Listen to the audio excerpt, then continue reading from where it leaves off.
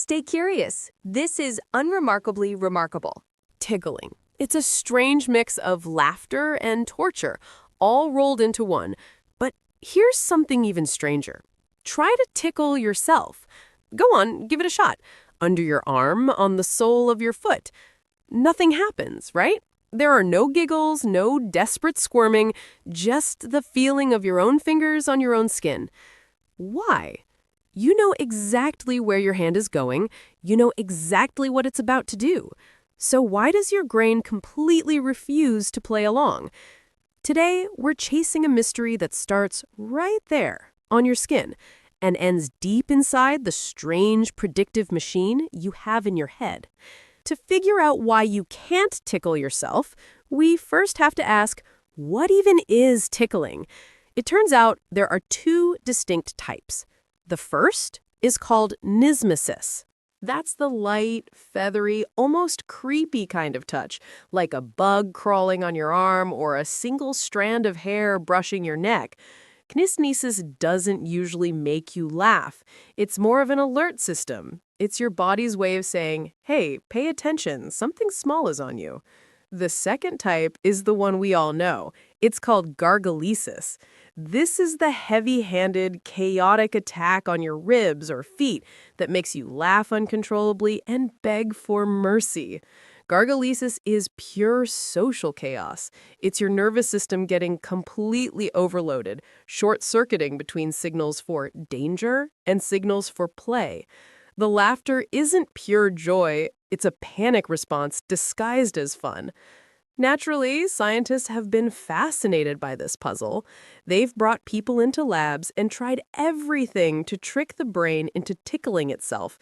They built robots to do the tickling, controlled by the person's own movements.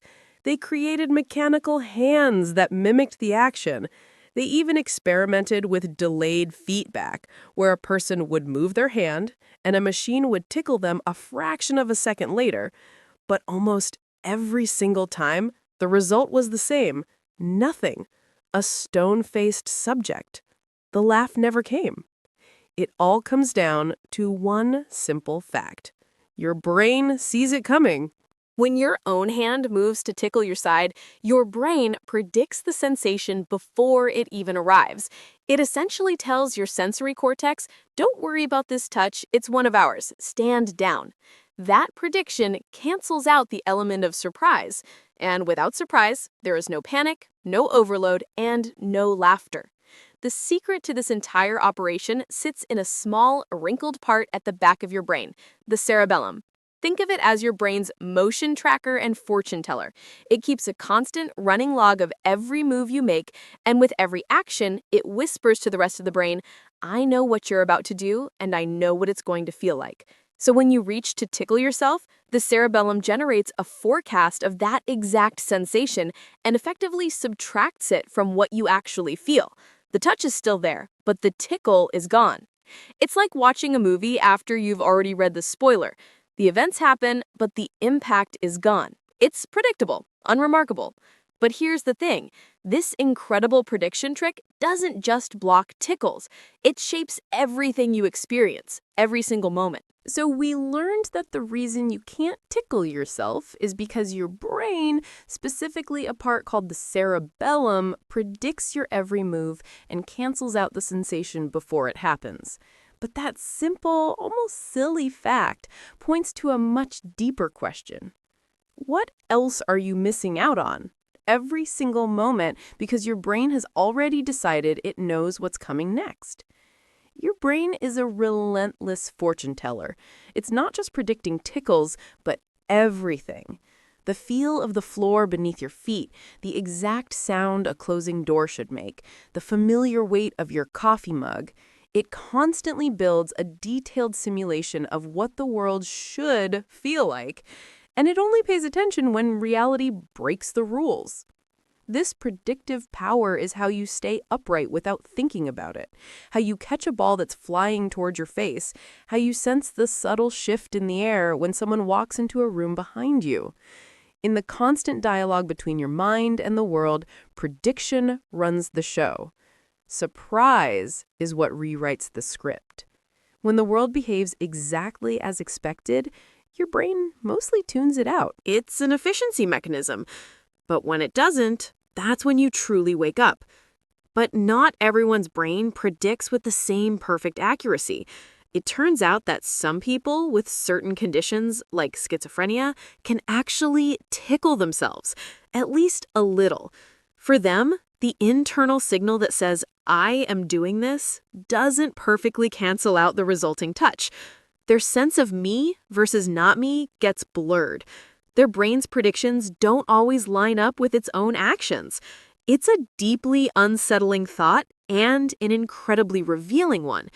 It means that the very act of not being ticklish to your own fingers is a quiet, constant confirmation that your brain knows exactly who you are. It's a sign of a self that is whole and coherent. In the end, you can't tickle yourself because your brain is just too good at predicting your life. It has to be. It filters out the endless stream of the expected, the ordinary, the self-made, so it can save your precious attention for what really matters, what surprises you. But as we grow up and more of life falls into predictable patterns, the world offers us fewer genuine surprises. Those moments of pure, unexpected sensation get rarer. Maybe that's why we chase wonder. We look for it in art that breaks the mold, in stories that twist in ways we never saw coming, in strange little scientific facts, like this one. Because every time something truly, genuinely surprises us, it cuts through the noise. It reminds us that even a brain built on prediction can still be completely, utterly amazed. And that, in itself, is a remarkably unremarkable thing. That was today's look at the remarkable hiding inside the ordinary. If curiosity made you smile, stick around for more little wonders every week. Like, subscribe, and let's keep exploring how even the unremarkable can surprise us.